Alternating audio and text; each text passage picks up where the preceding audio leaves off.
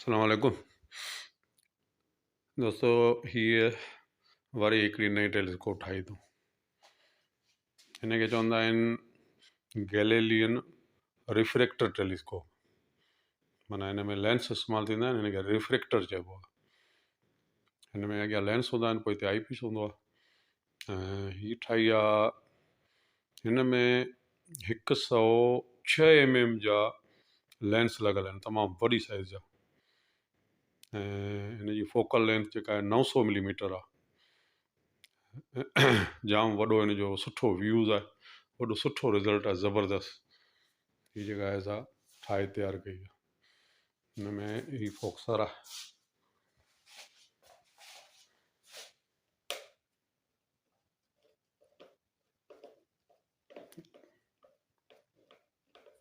इहो फोक्सर पंहिंजो ठहियलु आहे, ऐं हीअ ट्यूब वग़ैरह हीअ सभु शइ हिते ई ठही आहे घर में। हीअ हिन जो ढकणो ॾिनल आहे साम्हूं खां मिटी खां बचण जे लाइ। हिते तव्हां जेको आहे सन फिल्टर लॻाए सिज जो मुशाहिदो करे सघो था। हीअ जेको आहे हीअ EQ माउंट चवंदा आहियूं हिनखे असीं। माना EQ माउंट जो हिकिड़ो क़िस्म आहे।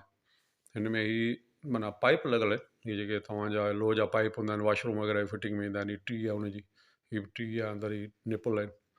इन जे मथे ही चूड़ी ते सिस्टम आहे, हितां खां अलॻि थिए थी टेलीस्कोप, ऐं हितां खां माउंट खां हिन खां हेठि ट्राईपोड खां अलॻि थिए थी। हीअ विच में जेको सिस्टम आहे हीअ आहे EQ माउंट। हीअ माना जेको आहे हिनखे तव्हां जीअं वणे घुमायोसि उहे हीअं घुमंदी, हिन जो सिस्टम आहे। हीअ जेके नट बोल्ट आहिनि इहे हिनखे लॉक करण जे लाइ, जीअं माना हीअ जेके जिते बीहारियो तव्हां उते बीह रहे, या मूवमेंट जेका तव्हांखे स्लो रखणी आहे त स्लो रखी सघो था, या सफ़ा फ्री रखी सघो था। त उन जे लाइ हीअ जेके आहिनि ते ॿई रखियल आहिनि। हीअ हिनखे लॉक करे थो, हीअ हिनखे लॉक करे थो। हीअ माना हीअ घुमनि था हीअं, हीअ साइड हीअं घुमे थी, ऐं हीअ जेका साइड आहे उहा हीअं घुमे थी।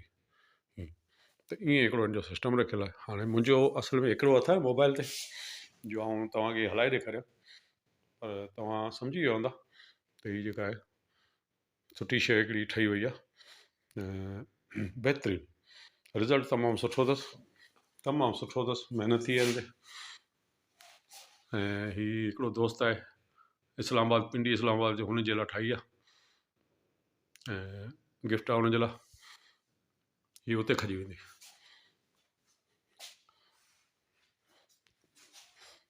हिनखे चवंदा आहिनि गैलीलियन रिफ्रैक्टर टेलीस्कोप। हीअ रिफ्रैक्ट निज़ाम ते हूंदी आहे, रिफ्रैक्ट कंदी आहे। हिन में हिते लेंस आहिनि अंदरि, हिते पोयां, हिते डायगोनल आई पीस लॻो। बसि हिन जो सिंपल सिस्टम आहे। इहे सम्झो मोनोक्यूलर जो जीअं तरीक़ो हूंदो आहे, बाइनोक्यूलर ॿ अखियुनि ते ॾिसबी आहे, मोनोक्यूलर हिकु अखि ते ॾिसबी आहे, उन मोनोक्यूलर जो हिकिड़ो नमूनो हूंदो आहे। और इहा आहे टेलीस्कोप। हिन में डबल जेके आहिनि से लेंस हूंदा आहिनि, हिकिड़ो थुल्हो हूंदो आहे, हिकिड़ो सन्हो हूंदो आहे। उनजे विच में वरी हिकिड़ी सेपरेटर रिंग हूंदी आहे, उन सां ई लॻल हूंदो आहे। हिन में अंदरि फिटिंग थियल आहे। हीअ तव्हां खोले साफ़ु करे सघो था कढी, ऐं हितां खां खोले तव्हां टेलीस्कोप अलॻि करे सघो था, फोक्सर कढी सघो था, हिन जा सम्झो टुकड़ा टुकड़ा करे सघो था। फोल्डिंग निज़ाम आहे। हीअ ठही आहे, मुंहिंजे ख़्याल में दोस्तनि खे पसंदि ईंदी। तमामु सुठी शइ ठही वई आहे हिकिड़ी।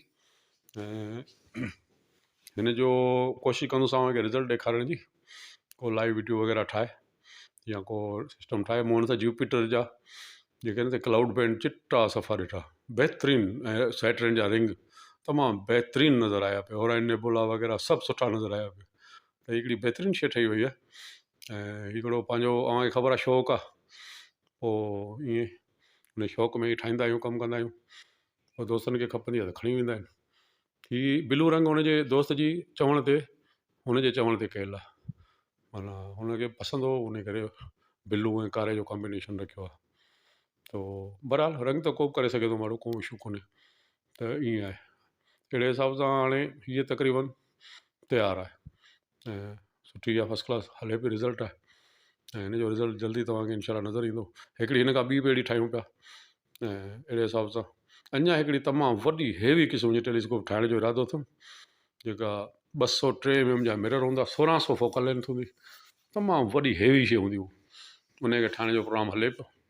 जीअं उनजा लेंस अचनि था त उनखे बि इनशाला जल्दी तयारु करियूं था।